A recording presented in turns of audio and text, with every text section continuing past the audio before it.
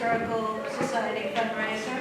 I'm Carol Mansell. I'm the current president of the Sterling Historical Society. Welcome. Today we're going to have a recital with Roselle Borelli Leyla.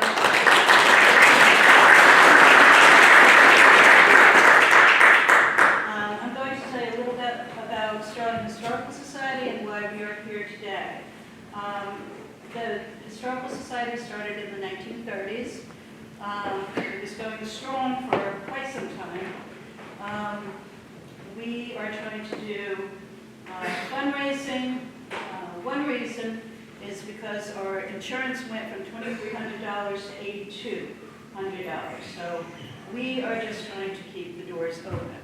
So I appreciate you all being here today, and we're going to have a lot more fundraisers, a Victorian Christmas, I believe December 14th, and hopefully you can make that. I'm going to have Roselle talk about a few things. Thank you.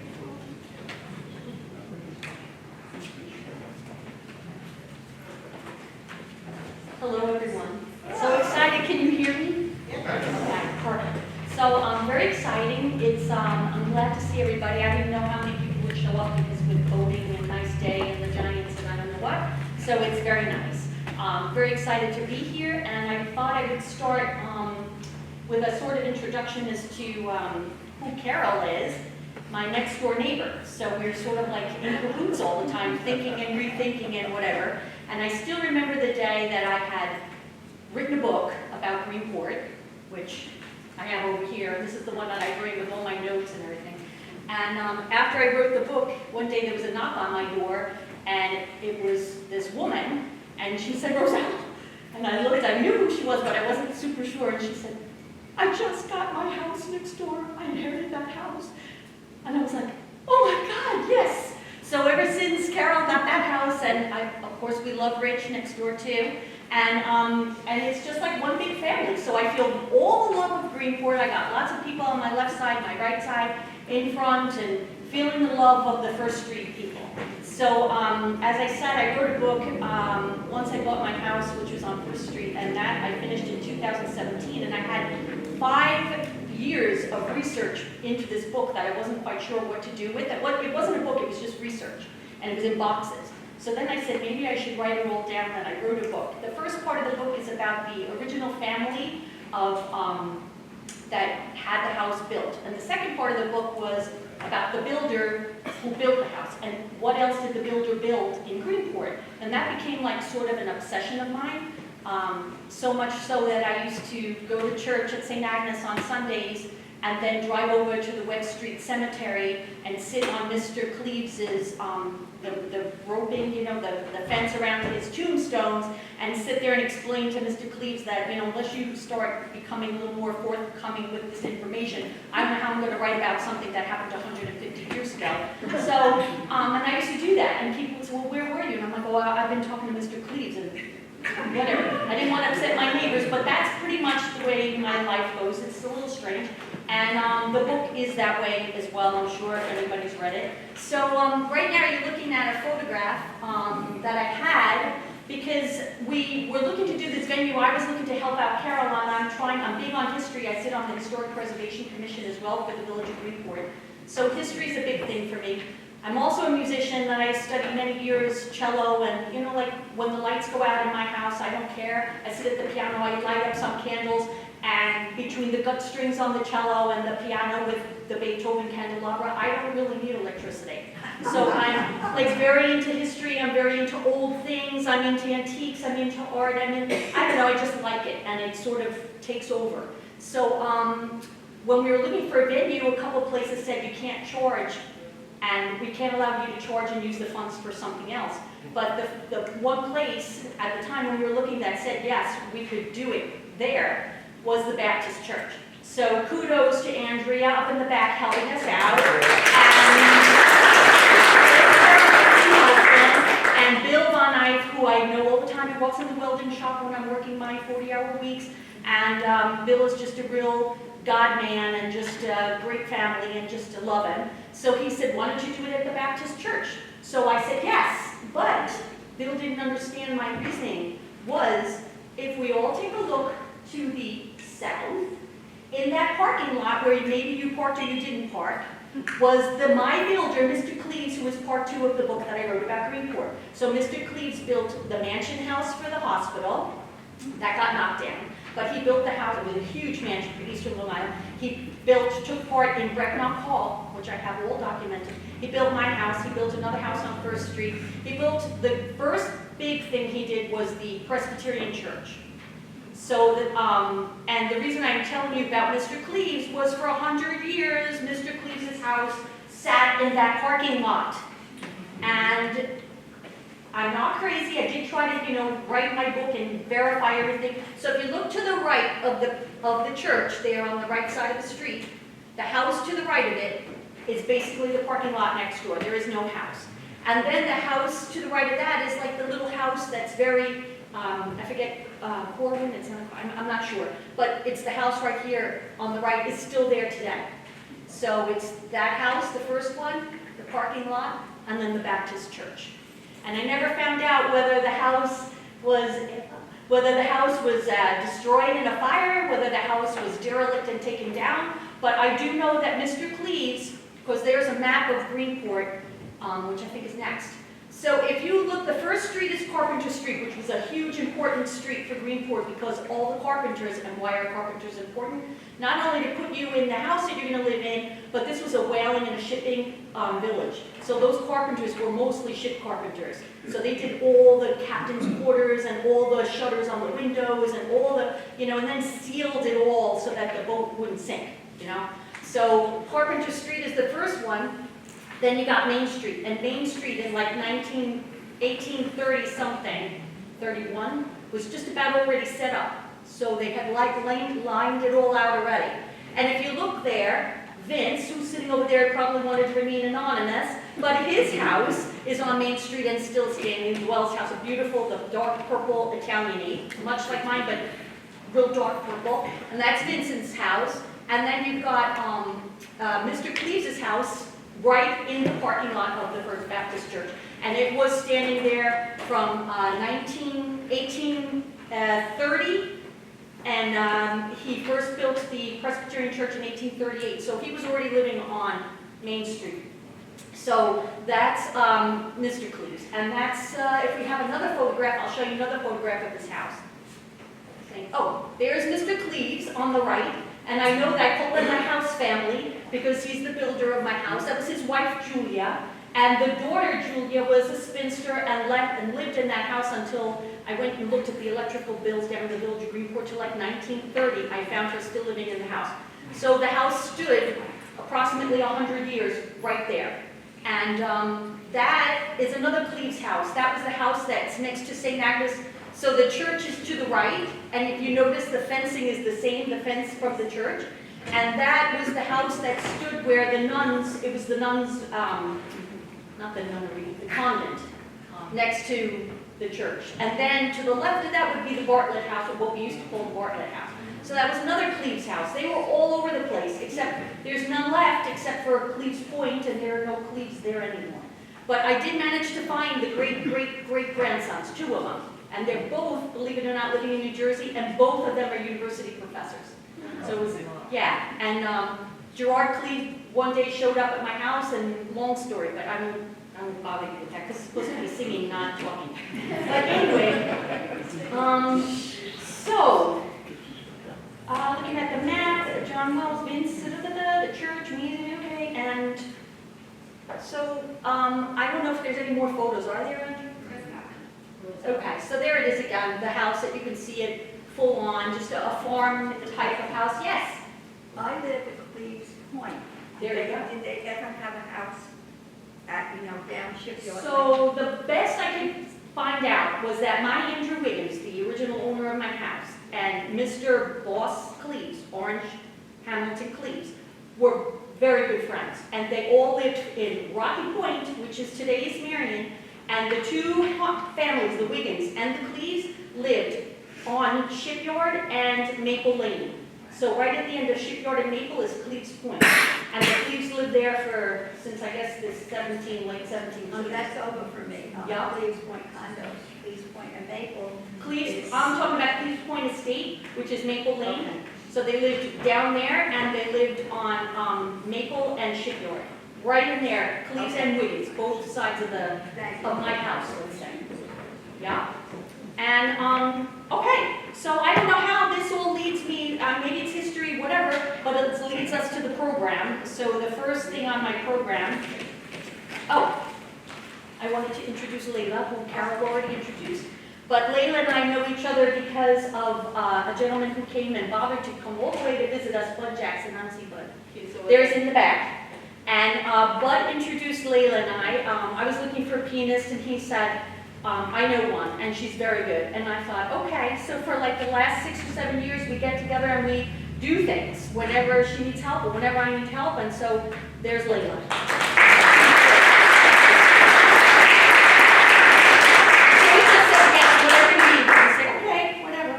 All right, so from the church bells that I'm assuming were here, that Mr. Cleves could hear there, I'm going to start with my first song, which is, so I broke it up in 2 things. So Italian comes first, and then the Spanish. So, because that's all my degree is all about, done in Spain, so all my 2 professional degrees are in music, and they're mostly, I did a lot of singing in Spanish, Italian, and which are my favorites, and then some French and German, but anyway.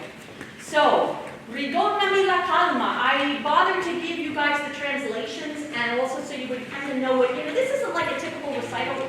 They just get up there and sing, they don't tell you anything. And I always think it's kind of boring, I had to follow those restrictions when I was studying in the conservatory, and I always found that, like, what are you going to learn if nobody's talking and saying anything about, like, what I think, or maybe you don't want to hear what I think, but anyway.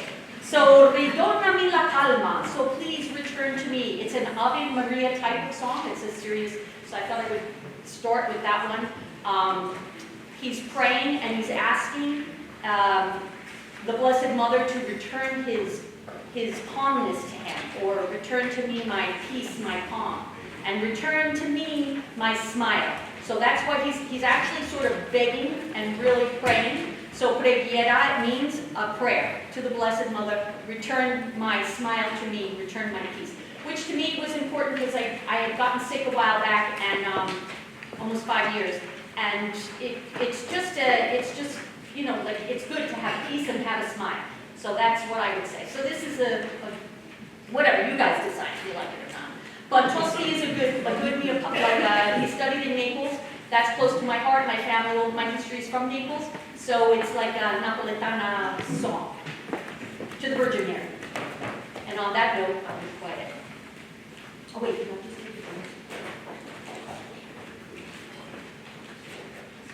there. Okay.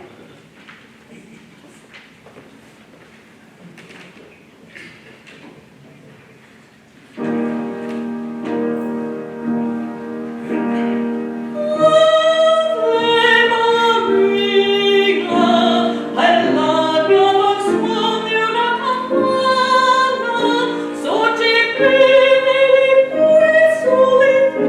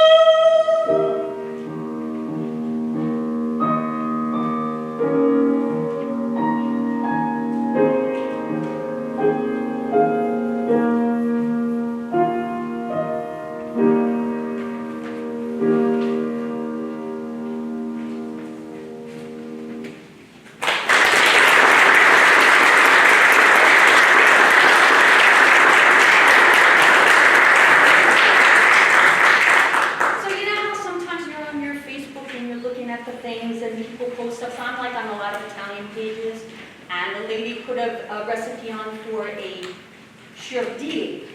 So, you know how they say like mozzarella, but they say mozzarella, and they say all these kind of things. And the lady asked forgiveness and said, I think it's a sciordini. That's what my mom and my grandma used to call it.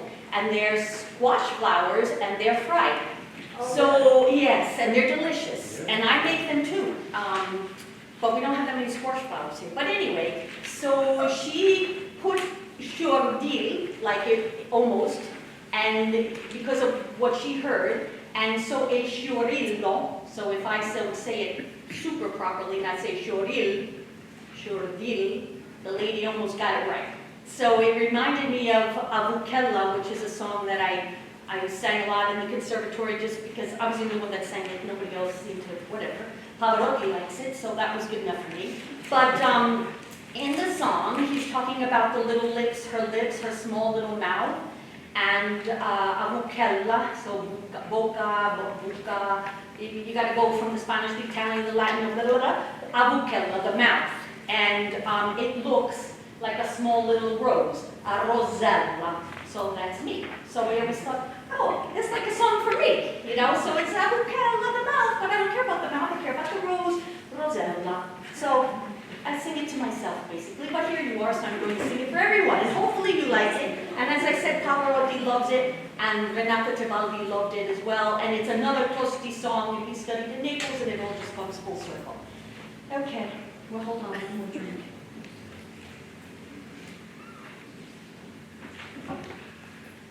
Okay.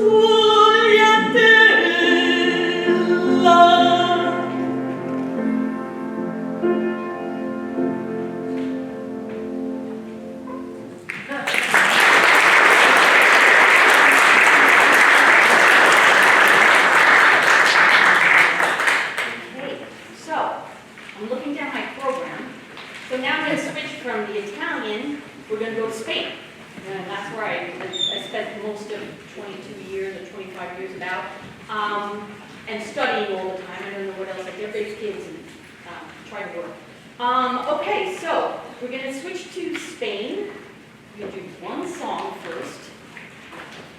And the reason I chose this song is kind of strange, but I was working on a program for Carol with Leyla, and I went to walk out of the house to rehearse, and I thought, I kind of heard my mother say, "Sing Amapola, sing Amapola." Because my mom, when I was little, she used to go, "Amapola, salchichi raviola." And I thought, Raviola, because my ex-husband would sing Amapola, and my mother said, I know that song, Sanchiti Raviola. And it turns out that it was one of those crossover type songs that in like Dorsey and all those big band guys sang it. And there's a woman who sings it, I can't remember her name, but the chemo kind of fried my brain a lot. But anyway, so there is a song that the Americans know about Amapola, my pretty Amapola, my pretty little poppy, and that's how they sing it in English. And it was popular in the 20s and the 30s, I believe. And so anyway, I'm singing it. It's not really meant for my voice, it's more of a man kind of thing, but I just love flowers, so I try to sing songs about flowers a lot. So this is Little Poppy, my pretty little poppy. And we're switching now, switch gears, no more Italian, we're off to Spain now. Okay. Yes. Hold on.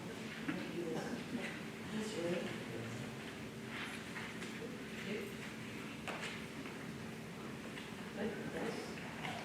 Okay, and yes, I'm trying to make it a little more interesting. That, as I said, I've been to many recitals and I always found them a little boring, you know, just like okay, we'll try.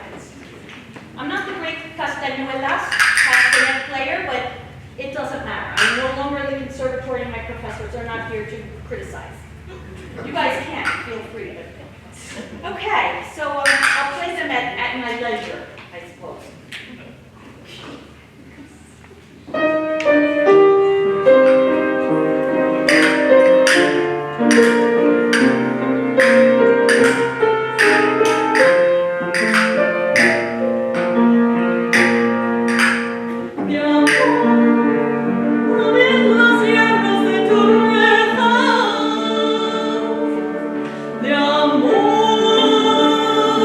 Escuché la triste queja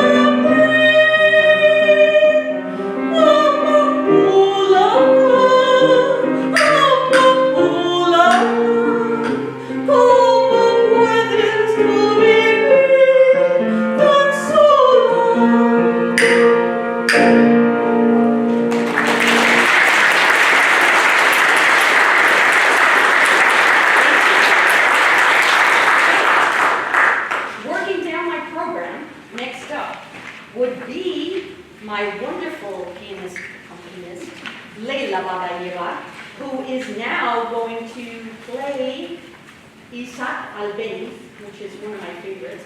Very difficult to try to do on the cello as well. Difficult for the piano. But this is called the Suite Española, so it's totally perfectly fits in with the environment now. He was Albeniz, he was a Spaniard, he was born in 1887, and this Suite Española is called Asturias, and Asturias is the region looking at the map of Spain. The top on the north, on the water. I raised my kids in a place called Santander, which is directly above Madrid, 4 hours. If you go to the right, you have the País Vasco, which are the Basques. If you go to the left, you have Asturias, which are the Asturianos, which is the part of Spain, apart from the north, that is most famous for their cider. So they do apple cider, and they descantarlo, like they descant it, is that what? They descant it. So they drop it from like the sky up here, and then they put it in these like jugs, and the people drink the cider. And it's a little on the bitter side, but they seem to love it. It's alcoholic, obviously. And that's the most I know about Asturias, and that's also where a lot of my professors came from. So a northern Spain, it's a very nice region of Spain, very nice. And so here we go, Albeniz, Suite Española, by Leyla.